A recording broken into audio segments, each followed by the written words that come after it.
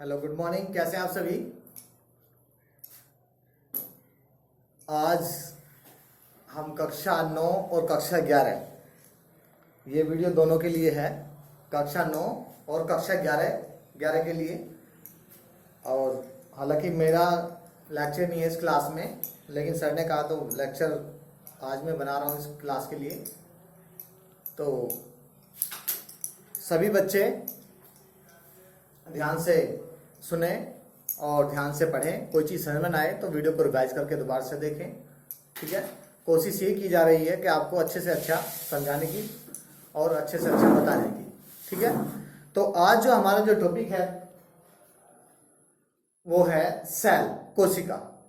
कोशिका के बारे में है सेल। मैं लिख देता हूं यहाँ पर। हमारे टॉपिक है वो किसके बारे में? कोशिका। आप जानते होंगे, सुना होगा नाम सेल, CLL सेल। देखिएगा, मैं यहाँ पे एक डायग्राम बना रहा हूं। आपको हो सकता है कि आप उसके बारे में जानते हो ये डायग्राम किस तरीके से है। बेसिक नॉलेज दी जाएगी आज, बस, और कुछ नहीं है। देखिएगा, ये डायग्राम किसके अकॉर्डिंग लग रहा है? ये डायग्राम किसके अकॉर्डिंग? जैसे टॉर्च होती है, टॉर्च बिल्कुल सेम टॉर्च का डायग्राम है, ठीक है। अब टॉर्च का काम क्या होता है? यानी कि अंधकार को दूर करना, ठीक है। और अंधकार को दूर करने के लिए, यानी कि हमें जहां भी डार्कनेस होगी वहां पे लाइट लाने के लिए हम क्या करते हैं? टॉर्च का यूज करते हैं अंधेरे को भगाने के लिए, ठीक है। ठीक उसी प्रकार से यदि इसके अंदर सेल्स हैं तो लाइट है, ठीक है। यदि इसके अंदर सेल है, सपोज का मैंने इसके अंदर सेल ऐड कर दिए, यहाँ पे स्विच होता है इसका, ठीक है। यदि इसके अंदर सेल्स हैं तो ये इसके अंदर लाइट है, यानी कि ये प्रकाश देगी हमें, ठीक है। और यदि सेल्स नहीं होंगे तो क्या होगा? अंधकार ही अंधकार है। ठीक उसी प्रकार से कंपैरिजन कीजिएगा अगर इस सेल से। ये तो टॉर्च वाली सेल है, ये ह्यूमन बॉडी की सेल है, क्लियर। यानी कि जब ये इस टॉर्च के लिए जितनी इंपॉर्टेंस सेल की होती है, ठीक उसी प्रकार से ह्यूमन बॉडी में भी, मानव शरीर में भी, जो हमारा या मानव शरीर या प्लांट सेल, यानी कोई किसी की बात करें हम, तो उसमें जितनी इंपॉर्टेंस इस सेल की है यहाँ पर इस टॉर्च में, उतनी इंपॉर्टेंस इस सेल की होती है। यदि ये सेल है तो ये लाइट है, यदि सेल नहीं है तो ये भी अंधेरा है, ठीक है। तो मेरा एक पर्पस था समझाने का कि इंपॉर्टेंस कितनी होती है सेल की, हम कैसे बता सकते हैं और कैसे समझ सकते हैं इसको। तो आइए देखते हैं। ये तो था हमारा कि क्या चीज, कि सेल की हमारी जो लाइफ में इंपॉर्टेंस होती है वो कितनी होती है, ठीक है। अब सेल के बारे में बातें करें हम, तो सेल की यदि हम डेफिनेशन देना चाहें या बताना चाहें सेल होती क्या है, कैसी स्ट्रक्चर होती है उसकी, तो उसकी बेसिक नॉलेज दे रहा हूं मैं आपको। कि यदि कोई आपसे जनरली पूछता है तो आपके कुछ भी याद नहीं रहता है कि व्हाट इज सेल, यदि कोई आपसे पूछता है सेल क्या होती है, तो सिंपल सी लैंग्वेज में एक आंसर देना आपको, कोशिका हमारी सूक्ष्म इकाई है। और सूक्ष्म किसको बोलते हैं? जो जिसे हम नग्न आंखों से, यानी कि अपनी आंखों से, यानी कि बिना लेंस के, बिना सूक्ष्मदर्शी के, बिना माइक्रोस्कोप के नहीं देख सकते हैं। सूक्ष्म इकाई इसको इसलिए कहा गया, ठीक है। दूसरी डेफिनेशन की बात करें तो दूसरी डेफिनेशन मैं लिख देता हूं यहां पर। कोशिका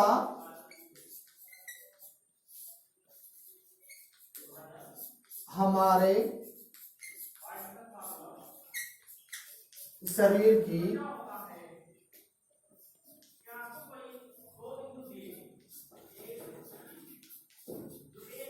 सूक्ष्म इकाई है, यानी कि माइक्रो यूनिट है।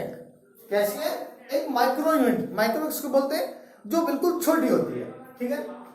सेकंड डेफिनेशन की बात करेंगे यदि हम, सेकंड में क्या होगा कि कोशिका जो होती है हमारे शरीर की आधारभूत इकाई है, यानी कि cell is the basic unit of life. आप यदि पूछना चाहें या बताना चाहें किसी को तो क्या बता सकते हैं? यदि आप लिखना चाहें कि cell is the basic unit of life, या कोशिका क्या है? कोशिका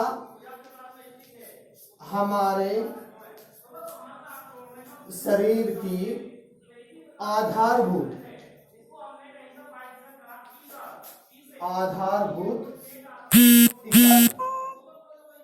क्लियर। यानी कि cell is the basic unit of life, ठीक है। यानी कि cell is the basic unit of life, आप ये बता सकते हैं, क्लियर। नेक्स्ट थर्ड डेफिनेशन जो आती है, आप कैसे डिफाइन करेंगे कि यहाँ तक तो सेम रहेगी, इसमें थोड़ा सा मैं ऐड कर देता हूं कि कोशिका हमारे शरीर की या हमारे जीवन की भी ले सकते हैं। कोशिका हमारे जीवन की, क्लियर, जीवन की आधारभूत व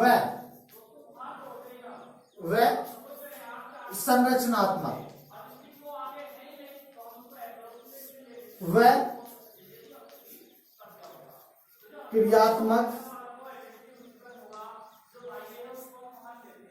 इकाई है। क्लियर?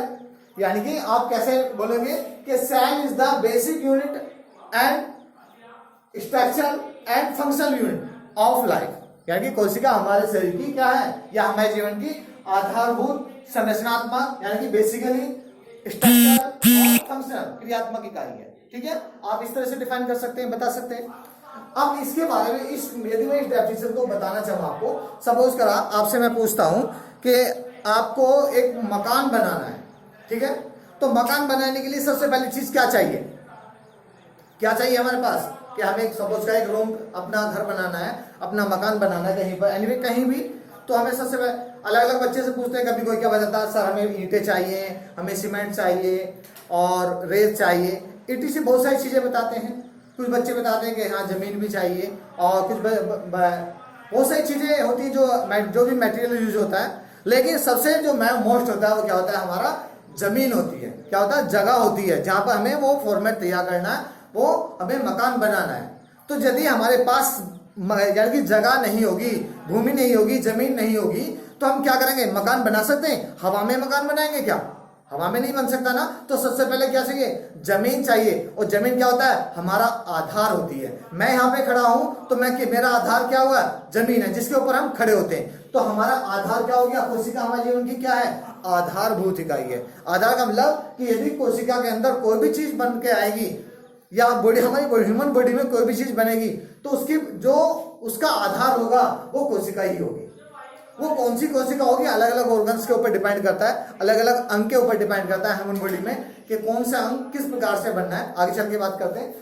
ठीक है, अगला पॉइंट क्या है हमारा, संरचनात्मक यानी कि स्ट्रक्चर। हमें, हमारे पास जमीन है, जमीन मिल गई हमें, यानी कि बेस मिल गया, आधार मिल गया। अब हमारा मन क्या करेगा, हमें इस जगह में क्या, किस तरह से मकान बनाना है। हमने क्या करा कि 2 विंडो उधर लगा दी, 1 विंडो उधर लगा दी, 1 गेट उधर लगा दिया, ऊपर भी खुला छोड़ दिया और चारों तरफ से कवर करके लेंटर डाल दिया, यानी कि एक फॉर्मेट तैयार कर दिया, यानी कि एक स्ट्रक्चर तैयार हो गई है। जब एक स्ट्रक्चर तैयार हो गई है, क्या एक रूम नहीं बन गया, जब एक रूम बन गया है, रूम बनने के बाद में क्या हुआ, हमारे मन में अगला क्वेश्चन, अगला क्या है, क्रियात्मक यानी कि फंक्शनल। हमारा रूम बन के तैयार हो गया है, तो हम इसमें करें क्या, हमने क्या करा कि चेयर्स लगा के क्लासरूम बना दिया, बेड डाल के बेडरूम बना दिया, घर का सामान रख दिया तो स्टोर रूम बना दिया। तो ईटीसी बहुत सारी चीजें कर सकते हैं। तो किसके ऊपर डिपेंड करता है, वो हमारे फॉर्मेट के ऊपर डिपेंड करता है कि वो जो हमने जो संरचना बनाई है, स्ट्रक्चर बनाई है, वो किस प्रकार की है, हमने किसके लिए बनाई है। ठीक है, तो आपके, तो इसका मतलब क्या हुआ कि कोशिका जो है वो हमारे आधारभूत संरचनात्मक क्रियात्मक रूप से कार्य करती है। यानी कि सेल है तो ये चीजें होंगी। सपोज करा एक ह्यूमन बॉडी का एग्जांपल दूं मैं आपको अभी, कि किसी चीज का कोई या ह्यूमन बॉडी में, हमारे शरीर में कोई ऑर्गन्स बनना है, तो सबसे पहले क्या बनेगा, सेल बनेगी। और सेल का काम क्या है, ये सारे एक प्रोसीजर होता है, कैसे कैसे क्या, यानी कि सेल की इंपोर्टेंस बताई मैंने आपको इससे पहले कि कितनी जरूरी होती है। तो सेल का काम क्या होता है, सबसे पहले बेस बनाएगी, उस ऑर्गन्स का आधार बनाएगी। जब ह्यूमन बॉडी भी बनती है, मानव शरीर बनता है, तो सबसे पहली कोशिका बनती है जाइगोट, युग्मनज बनता है, जो उसकी क्या होती है, आधारशिला होती है। एक शिशु का जब निर्माण होता है, एक बच्चे का जब निर्माण होता है, तो उसकी जो सेल, सबसे पहली जो सेल बनती है वो क्या होती है, हमारी जाइगोट होती है। मैं लिख देता हूं यहाँ पर, जाइगोट, JYGOT, या हिंदी में बोलते हैं इसको युग्मनज। ठीक है, जो कैसे बनती है, स्पर्म तथा ओव के फर्टिलाइजेशन से, यानी कि निषेचन से बनती है। ठीक है, ये बातें करेंगे आप जब आप फर्टिलाइजेशन पढ़ेंगे, निषेचन पढ़ेंगे। ठीक है, तो ये मैंने मोस्टली बताया, जनरली बता दिया आपको कि ये किस प्रकार से होती है। ठीक है, अगला क्या है, यानी हम बातें कर रहे हैं किस चीज की, कि किसी चीज ह्यूमन बॉडी में कोई ऑर्गन्स बनना है। सपोज करा कि हमारे हार्ट का निर्माण होना है, या हम ह्यूमन बॉडी में हार्ट बनना है पहले, तो सबसे पहले क्या बनेगा, उसका बेस बनेगा, आधार बनेगा, कि वो बनना कहां पर है, किस जगह पर बनना है। तो हार्ट कहाँ होता है? हमारे दोनों लंग्स के बीच में या दोनों पसलियों के बीच में सेंटर में होता है। जो हमारा थोरैक्स होता है, कैविटी होती है, उसके बिल्कुल नीचे होता है। ये वाला जो पोर्शन होता है स्टर्नम, इसके नीचे होता है हार्ट हमारा। तो हार्ट बन गया, यानी कि हार्ट का यानी कि आधार मिल गया, बेस मिल गया, हमें कहां पर बनना है। ठीक है, अगला काम क्या है? आधार मिलने के बाद में क्या है? संरचनात्मक, यानी कि संरचना, उस हार्ट की शेप एंड साइज क्या होगा, समझे हो ना? यानी कि उसकी जो हार्ट है उसकी शेप एंड साइज क्या होगा, वो भी हमें फॉर्मेट तैयार हो गया, मिल गया। अगला काम क्या है? क्रियात्मक, यानी उस हार्ट हमारा बनके तो तैयार हो गया है, बॉडी का ऑर्गन्स, तो इससे काम क्या कराएं? तो जो जिसका काम है उसी वही तो करना होगा। हार्ट का काम क्या होता है? यानी कि हमारे जो ब्लड होता है, ब्लड को पंप करने का कार्य करता है। हार्ट का जो मोस्टली जनरली काम होता है वो क्या होता है? हमारे ब्लड को पंप करने का कार्य करता है। ठीक है, तो कार्य करना भी शुरू कर दिया। जब कार्य करना शुरू कर दिया तो ये इसका जो डेफिनेशन है, ये परिभाषा, ये कंप्लीट हो चुकी है। इसी तरह से बॉडी के ऑर्गन्स बनते हैं, सभी ऑर्गन्स बनते हैं। जब सभी ऑर्गन्स बन जाते हैं तो क्या होता है? एक ह्यूमन बॉडी तैयार हो जाती है, मानव शरीर तैयार हो जाता है। ठीक है, उसके बारे में एक चैन बनाऊंगा कि किस तरह से ह्यूमन बॉडी तैयार होती है, मानव शरीर तैयार होता है। मैं अभी बेसिकली बताता हूं, थोड़ा छोटा सा आपको करके देखिएगा। सबसे पहले सेल बनी है, सेल की बातें की हमने। तो सेल के बाद जो बनते हैं वो हमारे ऊतक बनते हैं। ऊतक यानी कि टिश्यू, TISSUE,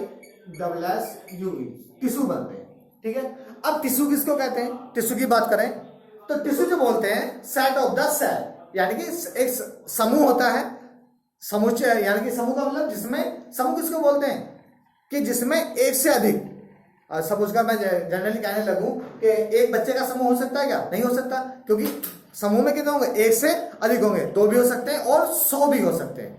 हम क्लास में ग्रुप बनाते हैं, एक समूह बनाते हैं छोटे छोटे, के 40 बच्चे हैं क्लास में, 40 बच्चे के 4 समूह बना दिए हमने, 4 सेट बना दिए, तो 10-10 बच्चे आ गए। तो समूह में भी क्या आते हैं? वो एक से अधिक की काउंटिंग की जाती है। ठीक है, तो ऊतक की जो डेफिनेशन देंगे वो कैसे देंगे कि कोशिकाओं के समूह को क्या कहते हैं? हम ऊतक कहते हैं। किसको? कोशिकाओं के समूह को, या सेट ऑफ द सेल। अब क्वेश्चन ये भी आता है कि समूह जो बन रहा है वो किस प्रकार की कोशिकाओं का समूह बन रहा है? जनरल सी बात है कि कोई भी पूछ सकता है कि आपने समूह बना दिया, कि आपने सपोज कि आपकी क्लास में समूह बन गया कि कौन सी क्लास के बच्चों का समूह है, कोई भी जनरली पूछ सकता है। तो आपको बताना पड़ेगा कि 10th क्लास का है, 9th क्लास का है, 11th क्लास का है, या 12th क्लास का। तो बताना पड़ेगा, तभी तो पता लगेगा कौन सी क्लास का समूह है, कौन सी क्लास के बच्चे हैं। तो ठीक उसी प्रकार से जो ऊतक का निर्माण होता है वो किस प्रकार की कोशिकाओं से होता है? तो हम बता सकते हैं कैसे, कि वे कोशिकाएं जो रचना और उत्पत्ति में, जिनका ओरिजिन और स्ट्रक्चर बिल्कुल सेम होता है, समान होता है, यानी कि जो रचना और उत्पत्ति में बिल्कुल समान होती है, किसका निर्माण करती है? ऊतक का निर्माण करती है। क्लियर? आप इसको अभी लिखे ना, मैं लिखाऊंगा इसको, इसके बारे में आप फिलहाल इसे समझिएगा। अभी जो चीज मैं बार बार क्या बोलता हूँ ये वीडियो में, ये चीजें कि आपकी कोई भी टॉपिक समझ में नहीं आता, आप वीडियो को रिवाइज करके पीछे करके बार बार करके सुनिएगा, और फिर भी कोई आपको कोई प्रॉब्लम आती है तो आप ऐप में क्वारी का ऑप्शन है, आप उसमें इंक्वायरी भेज सकते हैं कि सर मेरे ये चीज समझ में नहीं आई है, और आपको उसका आंसर दे दिया जाएगा। तो ये थी हमारी क्या, कोशिका की परिभाषा, कैसे कार्य करती है या कैसे हमारे शरीर में बनती है, किस प्रकार से होते हैं। कभी आपने कोशिका को फील किया अपने बॉडी में, ह्यूमन बॉडी में? देखा होगा आपने, सपोज करा आपको खाना ना मिले, 1 दिन 2 दिन 3 दिन 4 दिन आप फास्ट कर दें कि अब मैं खाना नहीं खाएंगे, क्या आप मुझे बताइए, क्या आपका जो शरीर है बिल्कुल सेम जैसे 2 दिन पहले वर्क कर रहा था ऐसे ही करेगा? नहीं करेगा ना। क्यों? क्योंकि खाने से हमें क्या मिलता है? ऊर्जा मिलती है, और वो उस ऊर्जा से जो हमारी सेल्स होती हैं वो एक्टिव रहती है। ठीक उसी प्रकार से प्लांट को यदि पानी ना दे कुछ दिन के लिए, आप सपोज कर आपके घर में प्लांट लगा हुआ गमले में, और प्लांट में आप डेली पानी डालते हैं, पौधा हरा भरा रहता है। आप कहीं बाहर चले जाएं घूमने के लिए, 1 हफ्ते के टूर के लिए, और प्लांट में पानी आप डेली डाल देते हैं, तो जब घर आए तो प्लांट ऐसे मिलेगा आपको? नहीं मिलेगा ना, क्योंकि उसकी पत्तियां मुरझाई हुई मिलेगी। जब पत्तियां मुरझाई मिलेगी तो क्या होगा? क्यों? जब उसको खाना पानी नहीं मिला है तो उसकी जो सेल्स थी वो इनएक्टिव हो गई है। सेल्स दोनों में मिलती है, प्लांट में भी और एनिमल में भी। क्लियर? तो ये चीज मैं नेक्स्ट वीडियो में बताऊंगा, और अगले वीडियो में बातें करेंगे हम कि कोशिका की खोज किसने की थी और कोशिका किस प्रकार की होती है, देखने में कैसी होती है, और किसी बच्चे के कोई क्वेश्चन हो तो आप शेयर कर सकते हैं। ठीक है, okay, thanks for watching this videos.